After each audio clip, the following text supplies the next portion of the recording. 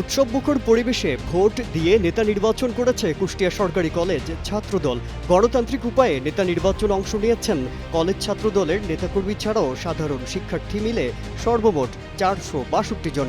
12 ফেব্রুয়ারি college প্রাঙ্গণে দেখা যায় এমন উৎসবমুখর পরিবেশ। ছোট ছোট টেবিলে দলের নেতাকর্মীরা বসে টোকেন বিতরণ করেছেন ভোটারদের মাঝে। ভোটাররা নাম বলে সংগ্রহ করেছেন সেসব টোকেন। কলেজের মুক্ত মঞ্চের পাশে স্থাপন করা হয়েছে পুরুষ ও নারী শিক্ষার্থীদের জন্য আলাদা বুথ। এখানে কোনো চাপ করতে হয় না, আমিও স্বাধীনতা মতো ভোট দিচ্ছি, যার ভালো লাগছে তাকে ভোট দিচ্ছি।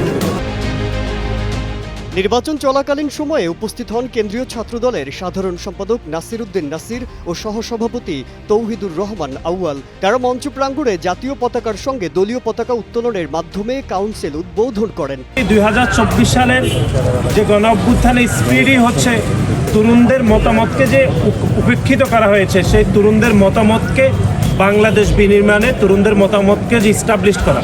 নির্বাচনের ফলাফল ঘোষণা করেন ছাত্রদল সাধারণ সম্পাদক নাসির উদ্দিন নাসির। 239 ভোট পেয়ে সভাপতি নির্বাচিত হয়েছেন জাসির আহমেদ মসনদ ও 155 ভোট পেয়ে সাধারণ সম্পাদক নির্বাচিত হয়েছেন মোহাম্মদ শিমুল হোসেন।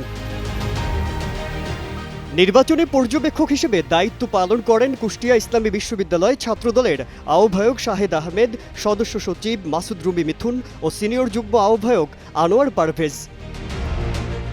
মাজহারুল আলম, কালের কণ্ঠ।